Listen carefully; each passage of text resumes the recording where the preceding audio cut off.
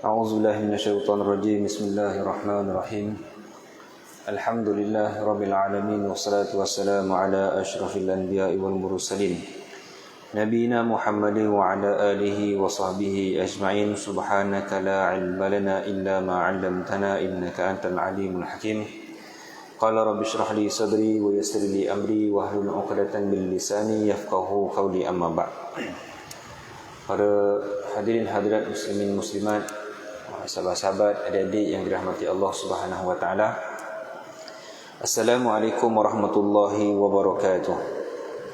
Alhamdulillah, setinggi-tinggi kita rafakkan rasa syukur kita kepada Allah Subhanahu wa taala dengan limpah kurnianya. Malam ini dapat kita bertemu bersama-sama dalam meneruskan kuliah perbahasan hadis kita. Tapi pada hari ini Ustaz tak nak membicarakan berkaitan dengan hadis Arba'in ataupun hadis 40 Imam Nawawi. Tetapi Ustaz mengambil kesempatan pada malam ini untuk kita membicarakan berkaitan dengan hadis kelebihan bulan Ramadan, yang mana kita tahu bahawa Ramadan akan tiba, akan datang kepada kita dalam tempoh yang tidak sampai seminggu lagi, yang lebih kurang dalam 6 hari lagi insya-Allah kita akan bertemu dengan bulan Ramadan. Sepatutnya amal bekalan dan juga amalan-amalan dalam bulan Ramadan ataupun kesungguhan dalam beribadah kepada Allah Subhanahu wa taala itu kita dah mulai daripada hari ini sepatutnya. Bukan kita dah mula pada 1 Ramadan, tetapi sepatutnya mulai hari ini, mulai minggu ini kita telah memaksimumkan dan memenuhkan ruang-ruang di masjid dan melakukan i'tikaf kita di masjid. Kenapa tuan-tuan? Kerana ia merupakan satu amalan yang insya-Allah akan menjadi istiqamah dalam kehidupan kita. Kita melakukan ibadah bukan hanya kerana Ramadan datang. Kita melakukan ibadah bukan hanya semata-mata kita katakan Ramadan itu bulan yang berkat. Benar. Tetapi kita seboleh-boleh nak jadikan amalan yang kita lakukan dalam bulan Ramadan, dia akan berterusan sampailah hingga ke akhir hayat kita.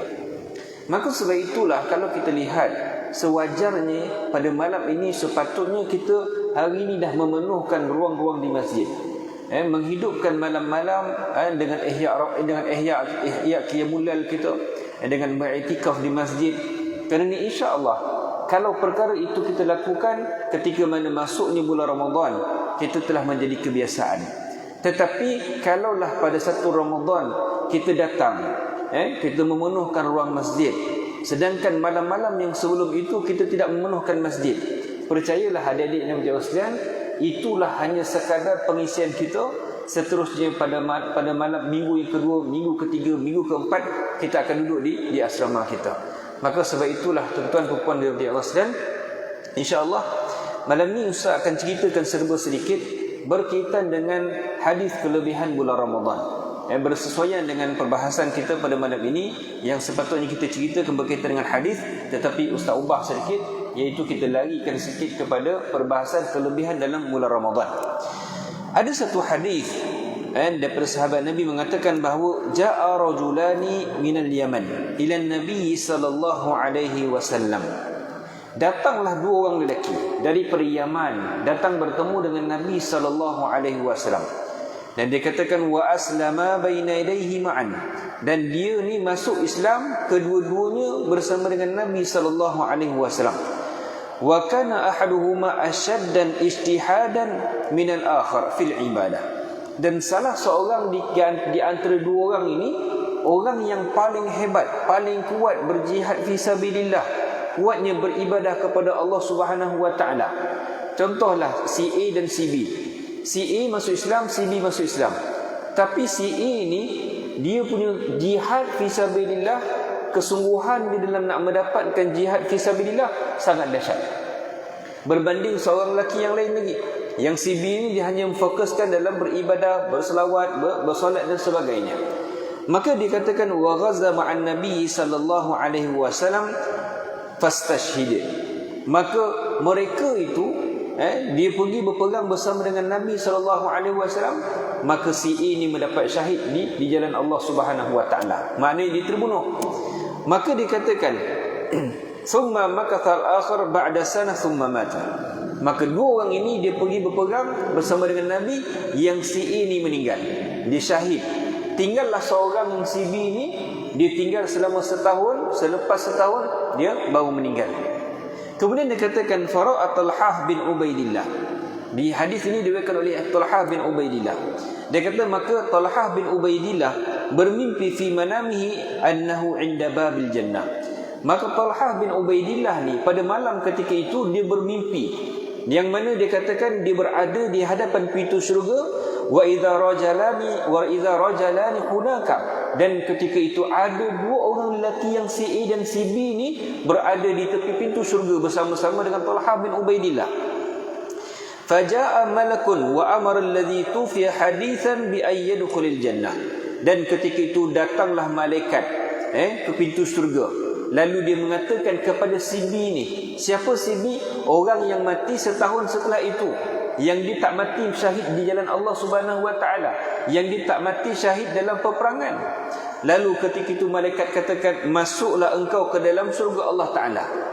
Maka setelah mana masuk orang yang si B ni, yang lewat setahun setelah mana matinya yang si A, barulah yang si A ni yang mati syahid ini diperintahkan masuk ke dalam syurga Allah Subhanahu wa taala. Summa kharaja martan ukhra wa amara alladhi ijtahada awwalan ay yadkhulil jannah. Summa kharaja faqala li Talhah amma anta farji'. Dia kata, adapun engkau wahai Talhah, dia kata kau kembali dulu. Dia kata belum tiba masa engkau untuk masuk ke dalam syurga Allah Taala. Maka ketika itu dia kata fa innaka qad baqiya laka umrak. Sesungguhnya pada engkau ada masih ada lagi sisa baki umur pada engkau. Maka ketika itu fa asbaha Talhah yuhadditsun nas bima ra'a fa'ajibu. Maka ketika itu Talhah dia bangkit daripada subuh, kemudian dia ceritakan kepada orang dengan apa yang dimimpikan pada malam tersebut. Dan Talhah menjadi sangat takjub.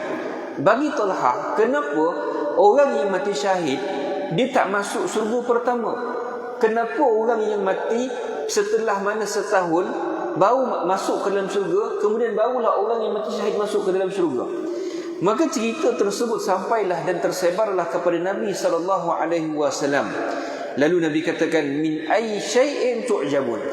Tentang apakah sebenarnya kamu wahai manusia yang menjadi kekaguman kepada kamu? Maka Talhah pun cerita sekian Rasulullah, sepatutnya orang yang mati syahid ini akan masuk ke dalam syurga yang pertama. Kemudian barulah orang yang mati di atas katil, contohnya yang akan mati disebabkan kesakitan dan sebagainya. Tapi dalam kisah aku, dalam mimpi aku ni berlaku sebaliknya. Maka Nabi SAW mengatakan, dia katakan alaysa qad makatha ba'da hadhihi sanah. Bukankah lelaki tersebut telah hidup selama setahun setelah itu? Maka dia katakan wa adraka Ramadan fasama wa shalla. Kemudian dia sempat bertemu dengan bulan Ramadan, dan ketika itu dia salat dan dia berpuasa. Maka ketika itu Nabi katakan fama bainahuma ab'adu mimma bainas sama'i wal ard.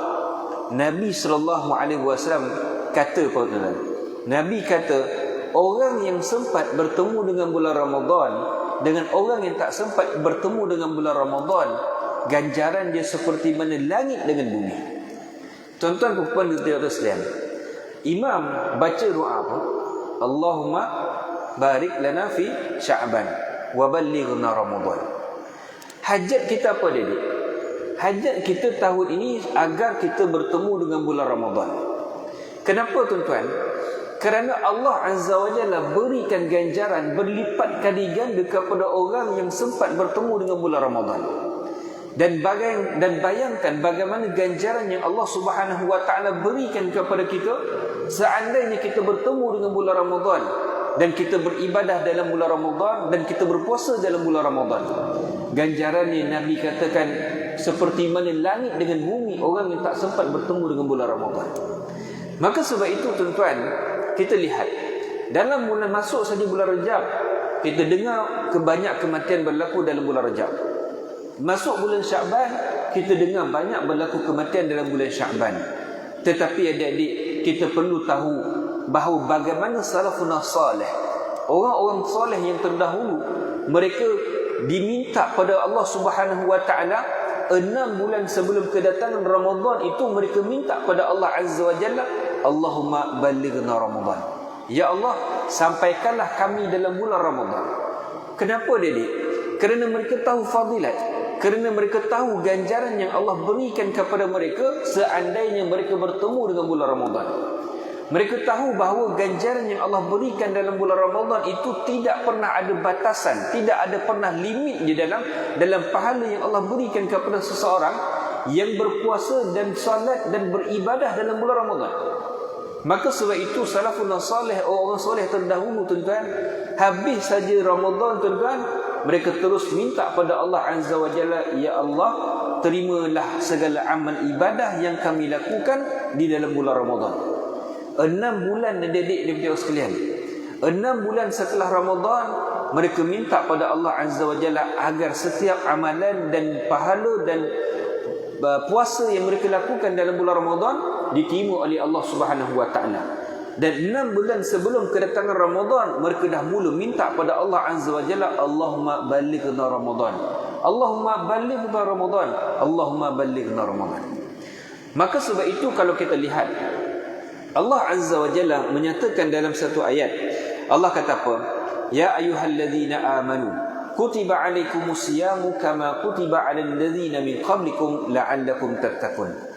Allah kata kepada kita, wahai orang-orang yang beriman, difardukan kepada kamu untuk berpuasa dalam bulan Ramadan seperti mana yang difardukan kepada orang-orang yang telah terdahulu di antara kamu. Ayat ini tuan-tuan, kalau kita tadabbur, kalau kita memperincikan ayat tersebut, kita akan dapat satu perkara yang bahawasanya Allah Azza wa Jalla sedang memberikan galakan kepada kita.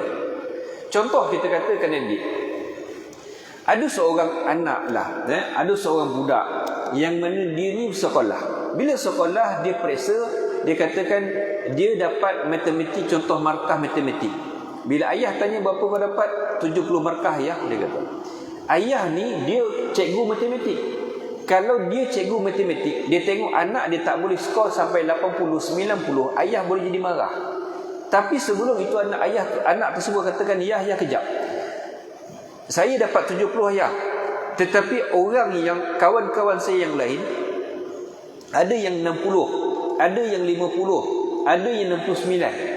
Saya di antara orang yang paling tinggi dalam markah dalam peperiksaan ayah. Agak-agak macam mana ayah tu dia kata? Dia kata, oh, anak aku lagi tinggi daripada orang lain. Maknanya ada orang-orang yang lain yang lebih rendah markah dia. Maka itu galakan daripada seorang anak itu untuk dia belajar. Dan begitulah yang Allah Subhanahu wa taala nak bagi tahu kepada kita. Kamu rasakan penat, kamu rasakan lelah dalam kamu beribadah pada Allah Azza wa Jalla dalam bulan Ramadan. Kamu berpuasa dan kamu akan rasa haus. Tetapi umat-umat terdahulu, mereka dah rasa dah apa yang kamu rasa. Bila kita fikir ayat tersebut, adik-adik yang berjaya sekalian, kita akan kata, oh, dugaan yang Allah berikan kepada kita ni taklah teruk sangat seperti mana orang-orang terdahulu. Dan orang-orang terdahulu dia dah lebih rasa dah daripada kita. Dan kalau kita lihat seperti mana kalau syariat Nabi-Nabi terdahulu, di antaranya Bani Israel, ketika mana Allah kata apa? Mereka itu kalau nak bertaubat pada Allah Subhanahu wa taala, mereka kenapa? Faqtulu anfusakum. Kamu kena bunuh diri kamu, barulah Allah Subhanahu wa taala terima taubat kamu. Tapi kita hari ini adik, bagaimana kalau kita buat dosa, kita nak bertaubat pada Allah Azza wa Jalla, hanya sekadar kita katakan astaghfirullah, aku bertaubat pada Allah Azza wa Jalla, aku mohon pengampunan pada Allah Azza wa Jalla. Itu nak katakan adik, Allah beri galakan kepada kita, kamu lihatlah umat-umat terdahulu, bagaimana cara ibadah mereka, bagaimana cara kehidupan mereka, bagaimana Allah syariatkan kepada mereka dari segi segala hal ibadah. Dan Allah katakan la'allakum tattaqun, mudah-mudahan dengan berpuasa yang kamu lakukan ikhlas kepada Allah Azza wa Jalla, kamu akan mendapat takwa di sisi Allah Subhanahu wa taala. Maka orang yang merasakan bahawa diri dia beriman pada Allah Azza wa Jalla, dia akan katakan, oh, Allah sedang berkata-kata dengan kita. Maka kalau Allah kata dengan kita tetapi kita tak menyahut seruan Allah Azza wa Jalla, apa perasaan kita dengan Allah Azza wa Jalla? Tak malu ke kita dengan Allah Azza wa Jalla? Maka sebab itulah dalam hal ni tuan-tuan yang dirahmati Allah Subhanahu wa taala, sempena nak kedatangan Ramadan, benda yang pertama sekali yang perlu untuk kita lakukan ialah kita perlu untuk menambahkan ilmu pengetahuan kita dalam kelebihan-kelebihan bulan Ramadan. Jangan kita anggap bahawa bulan Ramadan ini datang seperti mana bulan-bulan yang lain datang. Sebab itu kalau kita lihat dalam satu hadis, Nabi SAW menaiki satu anak tangga, lalu Nabi mengucapkan amin. Nabi naik tangga yang kedua, Nabi mengucapkan amin. Nabi naik anak tangga yang ketiga, Nabi mengucapkan amin. Lalu ketika itu tuan-tuan, sahabat-sahabat Nabi dia dengar apa yang diperkatakan oleh Nabi SAW. Lalu ditanya kepada Nabi, ya Rasulullah, kami dengar kau mengatakan amin, amin, amin ya Rasulullah. Lalu Nabi tanya, kau tahu tak kenapa? Dia katakan, Allah wa Rasuluhu a'lam. Allah dan juga Rasul yang mengetahui apa yang kau ucapkan. Lalu Nabi katakan, sesungguhnya Jibril telah datang bertemu dengan aku, dan Jibril berdoakan kepada aku dengan mengatakan, syaqiyun abdun man adraka abawaihi indal kibar walam yudkhiluhul jannah. Nabi katakan, celakalah bagi seorang anak yang dia mempunyai seorang ibu dan juga ayah yang sudah tua, dan dia boleh berbakti sepatutnya tetapi tak menyebabkan anak tersebut masuk ke dalam syurga Allah Subhanahu wa taala. Lalu Nabi mengatakan amin. Ini doa Jibril yang pertama. Kemudian Nabi ni anak tangga yang kedua, Jibril mendoakan syaqiyun abdun man adraka Ramadan fansalakha minhu falam yughfar lah. Lalu Nabi mengucapkan amin. Jibril kata apa? Jibril katakan, celakalah bagi seorang lelaki yang dimasuk dalam bulan Ramadan dan dia bertemu dengan bulan Ramadan, berlalunya Ramadan, maka dia tidak diampunkan dosanya oleh Allah Subhanahu wa taala. Lalu Nabi mengatakan amin.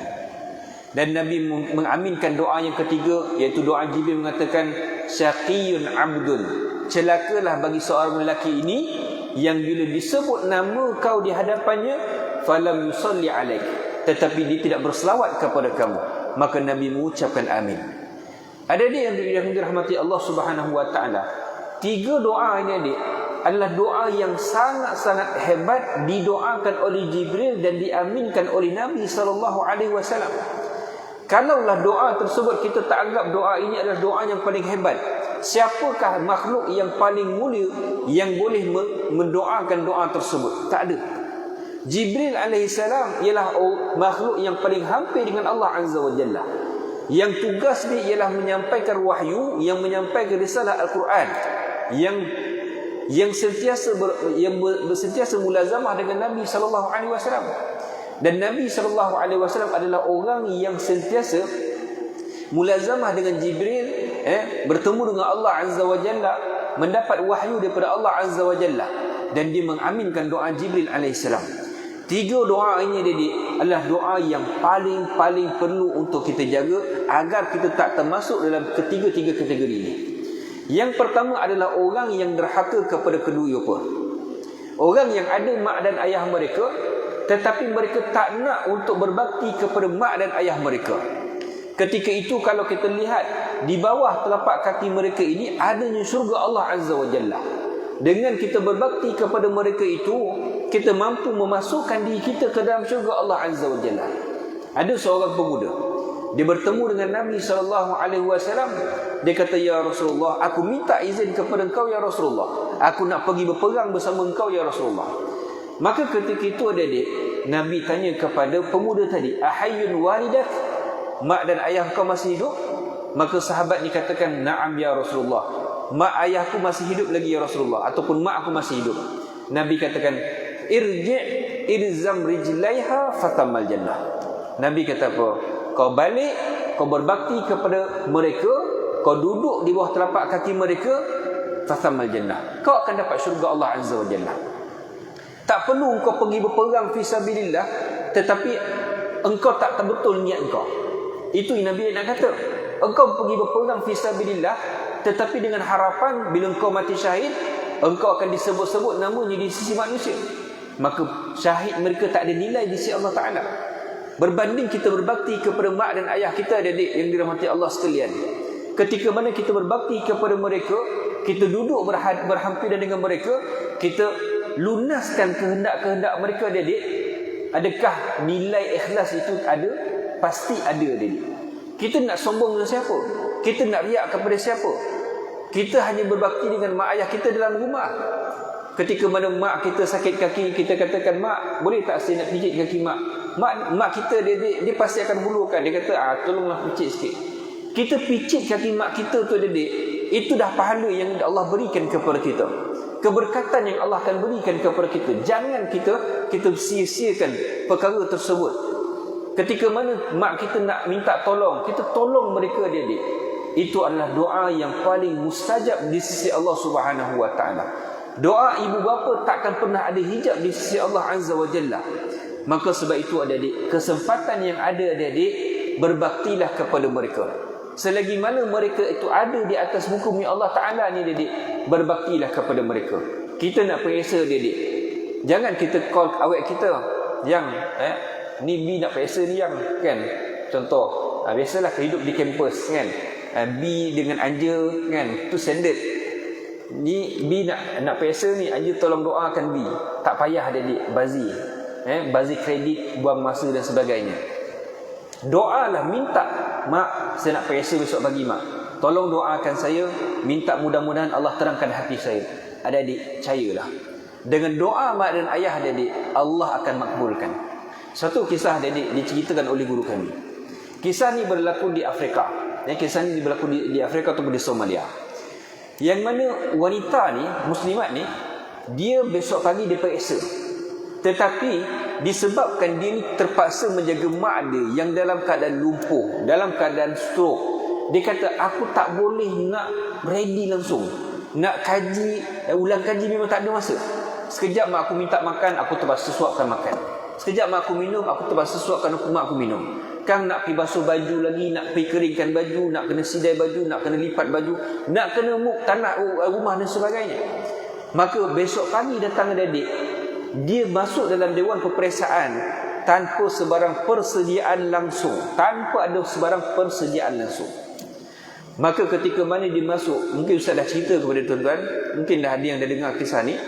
Dia masuk dalam dewan peperiksaan adik-adik, dalam kan otak dia blank, tak boleh dia fikir satu benda pun. Maka kertas periksa diagihkan oleh pensyarah dia. Dalam tempoh setengah jam adik-adik, pensyarah tadi dia tengok wanita tadi, muslimat tadi, tak buat apa-apa, hanya sekadar bersandar dekat atas kursi je. Tengok kiri kanan, kiri kanan, kiri kanan. Itu sekadar dia buat, dia boleh buat. Sedangkan kawan-kawan yang lain ni, tulis. Dia hanya sekadar dikatakan minta kepada Allah Ta'ala, ya Allah bukakanlah pintu hatiku. Lepas setengah jam tadi, pensyarah tadi dikatakan, dia nampak wanita tadi, dia pegang pen dan dia pandang di hadapan dia dan dia tulis di atas kertas dia dengan keadaan yang sangat-sangat laju. Dan ketika itu dialah orang yang pertama hantar kertas jawapan kepada pensyarah dia. Pensyarah tadi tanya kepada wanita tadi, dia kata, aku nak tanya kepada kau satu benda. Setengah jam yang aku nampak tadi, engkau dalam keadaan tak buat apa-apa. Kenapa kau macam tu? Dia kata. Kawan-kawan kau yang lain semua bila dapat jawapan, semua terus tulis. Aku nampak engkau setengah jam, engkau biarkan dan kau bazirkan masa sedemikian. Kenapa? Dia kata, wahai prof, dia kata, wahai doktor, aku ni menguruskan mak aku yang dalam keadaan stroke. Aku bagi dia makan, aku bagi dia minum, aku suapkan dia makanan dan sebagainya, aku bersihkan dia, aku cuci segala pakaian dia pakai. Sehingga menyebabkan aku tak ada masa untuk aku ulang kaji pelajaran. Dan seketika itulah setengah jam aku bazirkan masa aku, kerana aku tak tahu nak jawab apa. Tapi dalam masa yang sama aku minta pohon pada Allah Azza wa Jalla, ya Allah, bukakanlah pintu hatiku ya Allah, dengan berkat aku membantu mak aku yang sedang sakit. Maka ketika itu adik-adik, ini kisah benar tuan-tuan, bukan kisah dongeng. Dia kata, Allah takdirkan di hadapan mataku seolah-olah seperti mana ada skrin yang tertulis segala jawapan yang ditulis dalam kertas peperiksaan. Maka kerana aku takut kertas jawapan yang berada di hadapan mataku aku itu hilang, aku tulis dalam keadaan yang sangat-sangat laju begitu. Contohlah tadi, tiba-tiba kawan kita yang dah siap, tiba-tiba dibagi kita kertas jawapan dia. Macam mana kita lintah pukang kita tulis tuan. Macam itulah. Takut-takut kan kawan kita kata, mat aku nak bawa ni, aku nak hantar ni. Kita sedaya upaya Kita conteng walaupun tulisan tu tulisan cacing dia. Maka begitulah perempuan tadi dia kata, aku takut kertas jawapan tu hilang, aku takut jawapan tu hilang, maka aku tulis dengan segera yang mungkin. Dan dia adalah orang yang paling awal sekali hantar. Dan bila semak jawapan tuan-tuan, jawapan dia adalah jawapan buku tuan-tuan. Jawapan dia adalah jawapan buku dia. Kenapa dia? Berkat kebaktian dia kepada mak dan ayahnya. Jangan kita memandang enteng adik-adik yang tuan sekalian. Kita bantu mak ayah kita, kita katakan alah leceh lah. Kita tolong mak ayah kita, kita katakan alah menyusahkan lah. Tak adik-adik. Sebenarnya pada khidmat kita kepada mak dan ayah ada kebaktian yang Allah akan berikan keberkatan kepada kita adik-adik. Tidak pada sudut ini Allah akan bagi pada sudut ini. Tidak pada sudut itu Allah akan bagi pada sudut ini adik-adik. Ingatlah janji Allah Subhanahu Wa Taala tidak pernah akan dimungkiri oleh Allah Subhanahu Wa Taala. Dan yang kedua, Nabi kata, Jibril mengatakan, man adraka Ramadan fansalakha minhu falam yughfar lah. Orang yang sempat bertemu dengan bulan Ramadan dan berlalunya Ramadan tetapi tidak diampunkan dosanya oleh Allah Subhanahu Wa Taala. Sedangkan Nabi SAW mengatakan apa? Man shama Ramadanan imanan wa ihtisaban ghufira lahu ma taqaddama min dhanbih. Siapa yang berpuasa dalam bulan Ramadan dengan penuh keimanan dan pengharapan kepada Allah Azza wa Jalla, ghufira lahu ma taqaddama min dhanbih. Allah akan ampunkan segala dosa-dosanya yang telah lalu adik-adik. Bayangkan dosa-dosa yang setahun kita lakukan adik-adik, yang kita tak tahu dosa bagaimana, dosa kita mengumpat, dosa kita derhaka kepada mak ayah kita adik-adik, Allah ampunkan pada bulan Ramadan. Tak nak lagikah kita adik-adik mengecap kebahagiaan ketika mana segala dosa-dosa kita diampunkan dosanya oleh Allah Azza wa Jalla. Kita nak dapat pengampunan dosa ni tuan-tuan, bukan susah adik-adik. Allah Azza wa Jalla bagi banyak pilihan kepada kita. Tetapi pengampunan yang paling besar sekali ialah dalam bulan Ramadan. Dan seperti itulah kalau kita lihat dalam satu hadis, Nabi katakan, kedengaran satu seruan daripada langit. Dia katakan, ya baghiyal khairil aqbil. Wahai orang yang berkehendakkan kepada kebaikan, datanglah dekat kepadaku. Ya baghiya syarri aqsir. Nabi kata, wahai orang yang berkehendakkan untuk melakukan kejahatan dan juga dosa, berhentilah sekejap. 11 bulan kita melakukan dosa.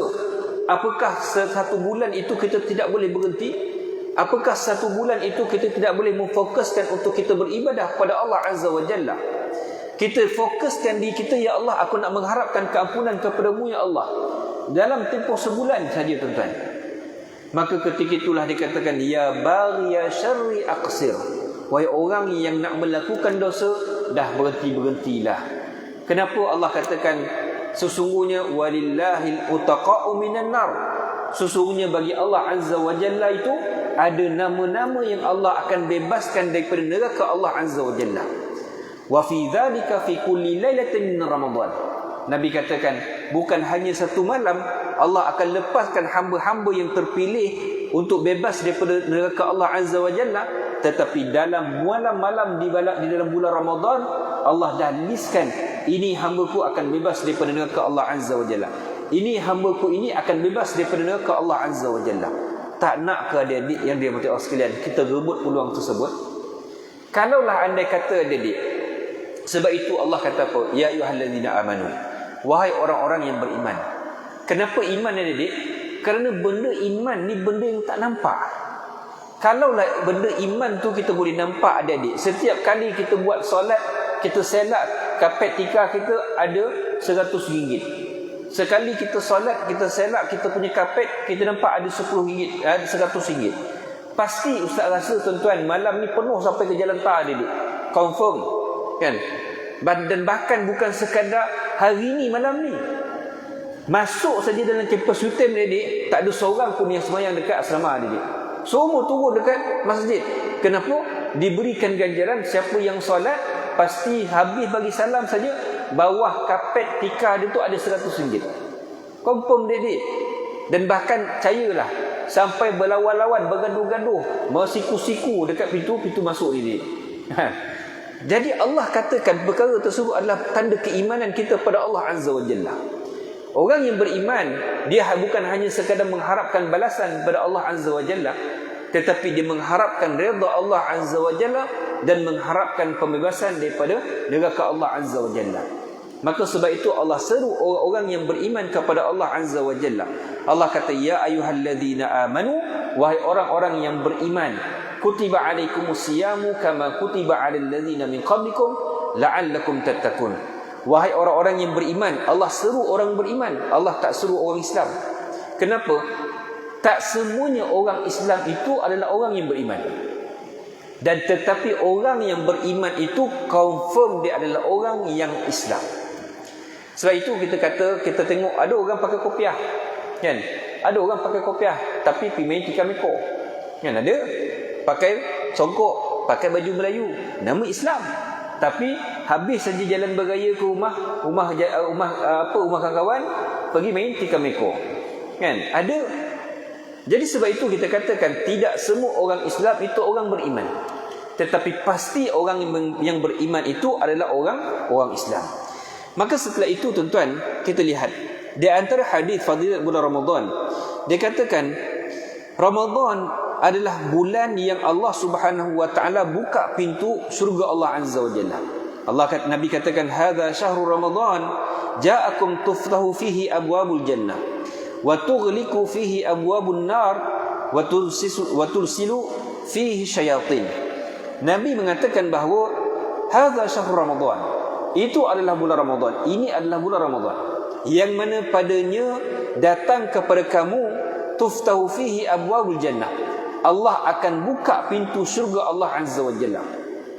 Wa tughliqu fihi abwabun nar, dan Allah akan tutup segala pintu-pintu neraka Allah Azza wa Jalla. Dan Allah akan ikat syaitan-syaitan ni tuan-tuan.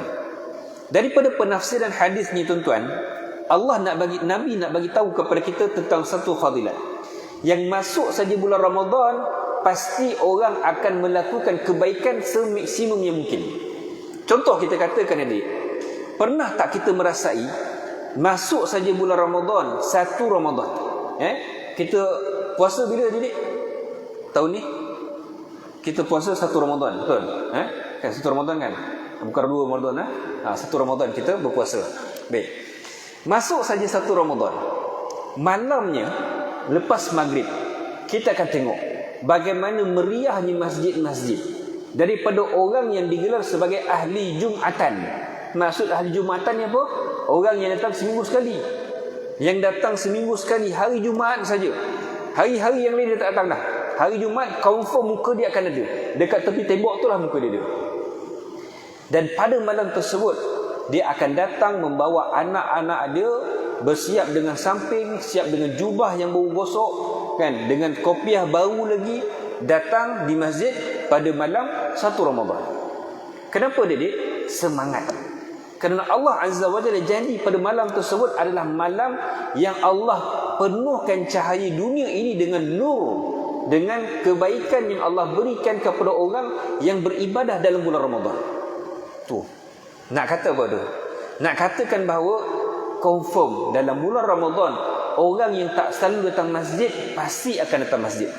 Nak kata orang yang jarang untuk datang nak bersedekah, pasti dalam bulan Ramadan dia akan bersedekah.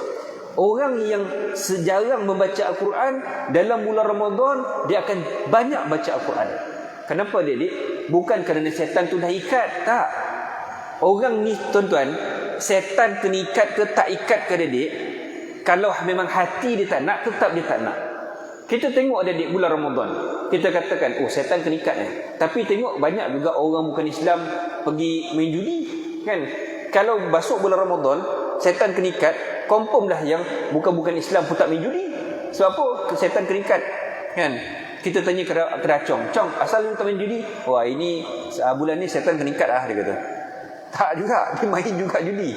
Maka nak katakan, maksud yang hadis Nabi katakan ni ialah dalam bulan Ramadan Allah akan penuhkan dunia ini dengan kebaikan. Dan bahkan orang-orang manusia ini dia akan bekerja-kejaran. Dengar saja sedekah dia akan sedekah. Dengar saja ada majlis dia akan pergi. Dengar saja untuk majlis buka puasa nak kerja dia akan pergi. Dan dengar saja malam ni ada tarawih, dia akan datang ke masjid untuk buat solat tarawih. Dan Nabi katakan apa? Wa tughliqu fihi nar. Dan Allah tutup pintu-pintu neraka ni, bertanda bahawa dalam bulan Ramadan tak ramai orang yang akan buat dosa. Ya, tak ramai orang buat dosa. Contoh kita katakan adik.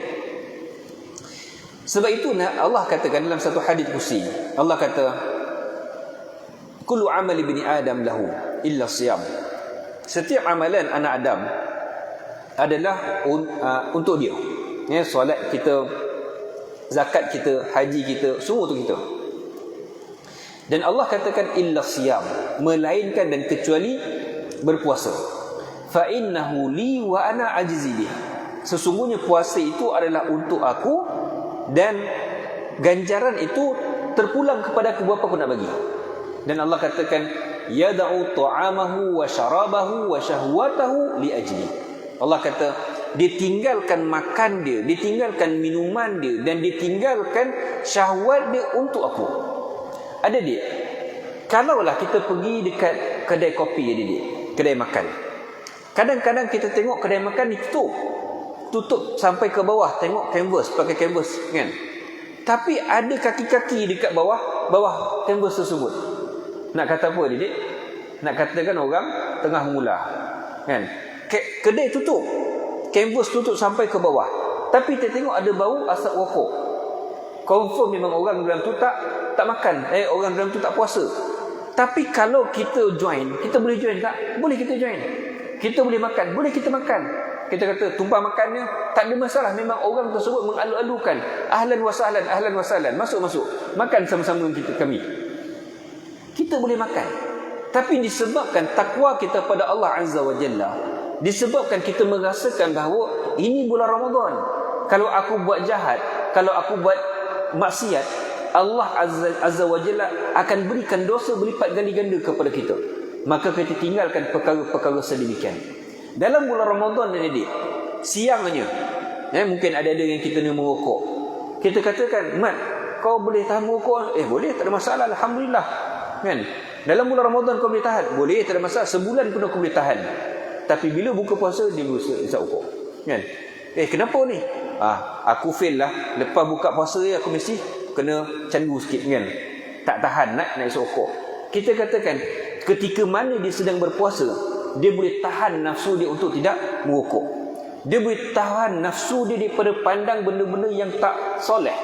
Dia boleh tahan pandangan dia daripada memandang wanita-wanita yang bukan mahram kepada dia. Tapi kenapa dalam bulan-bulan yang lain dia boleh buat perkara sedemikian? Kerana Allah dah janji dan Nabi dah janji kepada kita, tughliqu fihi nar. Allah akan tutup pintu neraka itu seketat-ketatnya. Maka tak ada dosa, tak ada perkara-perkara yang mungkar yang kita lakukan dalam bulan Ramadan. Maka sebab itu dalam hadis tersebut Nabi katakan itu di antara kelebihan dalam bulan Ramadan. Dan Nabi katakan bahawa kana Rasulullah sallallahu alaihi wasallam kana yaqul as-salawatul khamsu wal jum'atu ila jum'ati wa ramadanu ila ramadan mukaffaratu ma bainahunna idza istanaba kaba'ir. Nabi katakan solat 5 waktu sehari semalam, Jumaat ke Jumaat dan Ramadan ke Ramadan, mukaffirat ma bainahunna, akan menjadi penghapus segala dosa-dosa di antara kedua-duanya.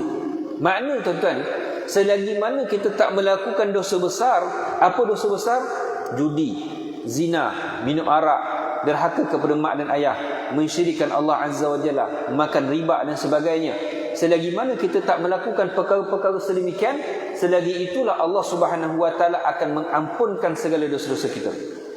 Maka dalam bulan Ramadan inilah adik-adik yang dirahmati Allah sekalian, ambillah kesempatan, ambillah peluang yang semaksimum yang mungkin adik-adik untuk kita jadikan diri kita di antara orang yang diampunkan dosanya oleh Allah Subhanahu wa taala. Jangan biarkan Ramadan berlalu sedemikian.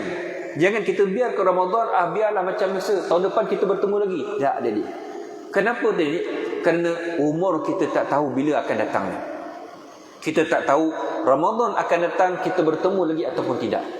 Dan kita tak tahu sama ada kita berpeluang untuk beribadah dalam bulan Ramadan seperti mana kita berpeluang untuk bertemu dengan bulan Ramadan pada tahun ini, adik-adik. Maka sebab itulah adik-adik yang dirahmati Allah Subhanahu wa taala, doalah pada kesempatan hari ini, doa pada Allah Azza wa Jalla, minta pada Allah Azza wa Jalla agar kita bertemu dengan bulan Ramadan dan kita boleh beribadah semaksimum yang mungkin dalam bulan Ramadan. InsyaAllah adik-adik yang diminati sekalian, InsyaAllah kita akan sambung pada perbahasan yang akan datang. InsyaAllah benda ni kita akan sentiasa dalam bayan Ramadan. Kita akan buat bayan Ramadan setiap hari selepas zuhur. Minta kita sama-sama untuk mengimarahkan bayan Ramadan selepas zuhur. Mudah-mudahan Ramadan yang kita akan bertemu pada minggu hadapan, kita diberkati oleh Allah Subhanahu wa taala, dan segala amal ibadah yang kita lakukan dalam bulan Ramadan Allah Subhanahu wa taala terima insya-Allah. Aqulu qouli hadza wa astaghfirullahal azim li wa lakum. Wassalamualaikum warahmatullahi wabarakatuh. A'udzubillahi minasyaitonir rajim. Bismillahirrahmanirrahim. Alhamdulillahirabbil alamin wassalatu wassalamu ala asyrafil mursalin wa ala alihi wa sahbihi ajmain. Allahumma ij'al a'malana kullaha salihah wa liwajhika khalisah wa la taj'al fiha li ahadin syai'a. Wa sallallahu ala sayyidina Muhammadin wa ala alihi wa sahbihi ajma'in. Walhamdulillahirabbil alamin. Terima kasih semua.